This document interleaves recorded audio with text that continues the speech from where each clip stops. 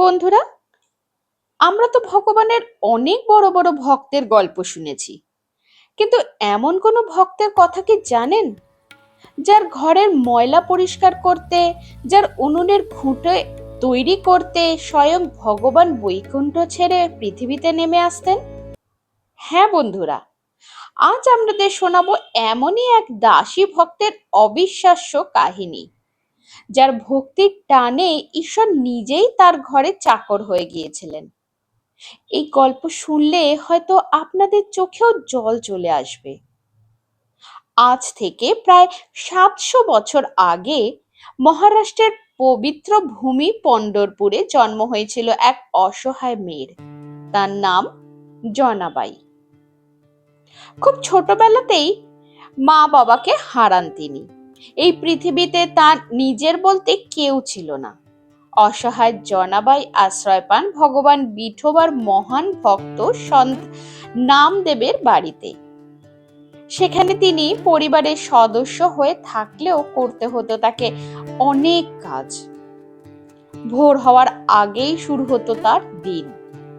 কাঁধে কলসি নিয়ে দূর থেকে জল আনা, হাত ফেটে যাওয়া পর্যন্ত জাঁতা কলে গম পেশা, বাসন মাজা, ঘর পরিষ্কার করা আর গোবর দিয়ে উনুনের ঘুঁটে তৈরি করা।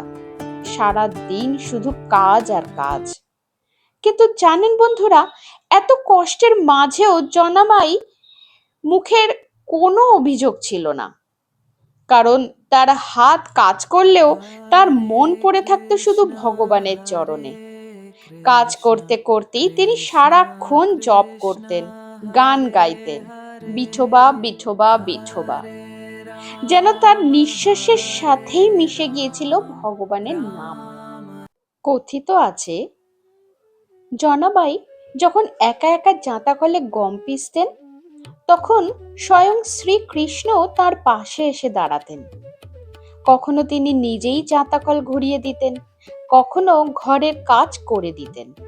এমনকি জনাবাইয়ের সাথে বসে ঘুঁটেও তৈরি করতেন। কারণ ভগবান শুধু মন্দিরে রাজাসনে থাকেন না বন্ধুরা, তিনি থাকেন তার সত্যিকারের ভক্তের হৃদয়ে। কিন্তু এবার শুনুন সেই অলৌকিক ঘটনা, যার সাক্ষী হয়েছিল পুরো পণ্ডরপুর। এক বছর পণ্ডরপুরে প্রচন্ড শীত পড়ল। হাড় কাঁপানো ঠান্ডা, চারদিকে কুয়াশা আর ঠান্ডা হাওয়া। সেই রাতে জনাবাই তার ভাঙা কুঁড়ে ঘরে একা শুয়ে কাঁপছিলেন। গায়ে দেওয়ার মতন ভালো কোনো কাপড়ও ছিল না। ঠান্ডায় কাঁপতে কাঁপতে তিনি চোখ বন্ধ করে বললেন, হে বিঠোবা, আজ খুব শীত করছে প্রভু, তুমি ছাড়া আমার তো কেউ নেই। ভক্তের কষ্ট কি ভগবান সহ্য করতে পারেন?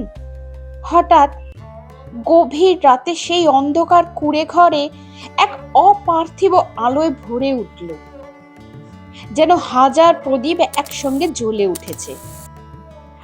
আর দরজার সামনে দাঁড়িয়ে আছেন স্বয়ং পণ্ডরপুরের বিঠোবা। মুখে মধুর হাসি, চোখে অসীম করুণা।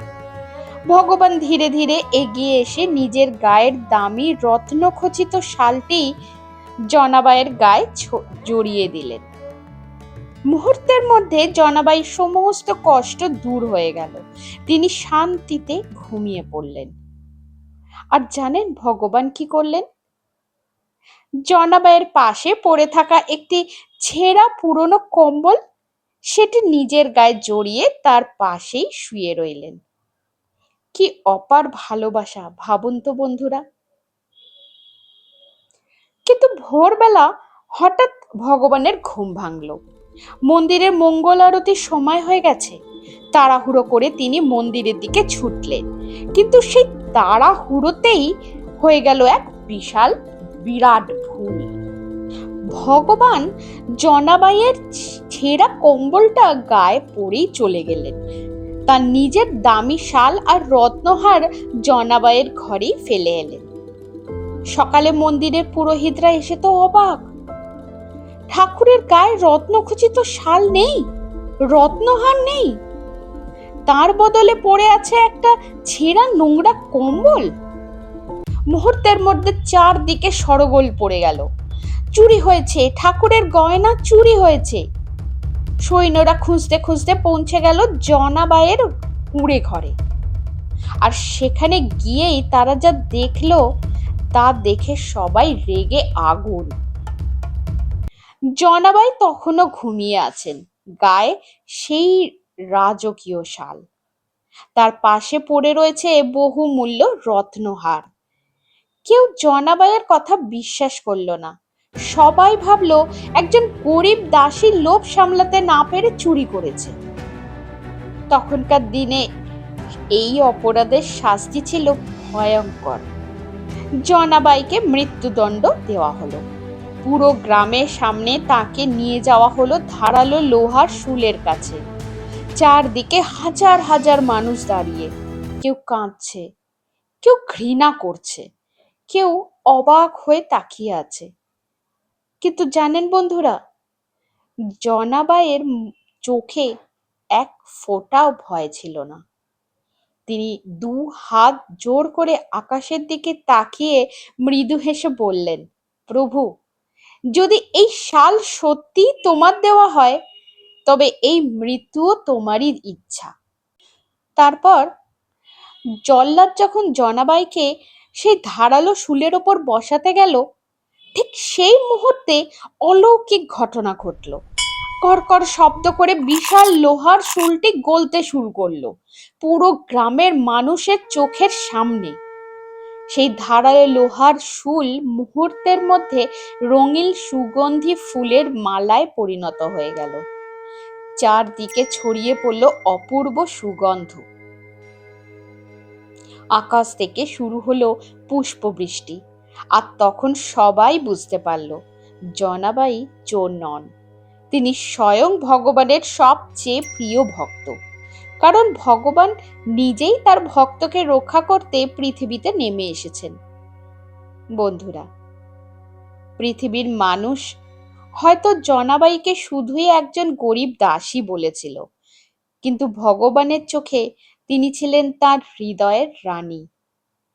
এই গল্প আমাদের শেখায় ভগবান ধন সম্পদ দেখেন না, জাত পাত দেখেন না, তিনি দেখেন শুধু সত্যিকারের ভালোবাসা আর ভক্তি। তাই আজও বলা হয় সত্যিকারের ভক্তির কাছে স্বয়ং ঈশ্বরও হার মানেন। যদি আপনাদেরও বিশ্বাস থাকে যে ভগবান কখনো তার ভক্তকে ছেড়ে যান না, তাহলে কমেন্টে লিখুন জয় বিঠোবা। ভিডিওটি ভালো লাগলে লাইক করুন। আর এমন আরো অলৌকিক ও হৃদয় ছোঁয়া গল্প শুনতে আমাদের গল্প হলো শুরু চ্যানেলটি সাবস্ক্রাইব করে পাশে থাকুন। ধন্যবাদ।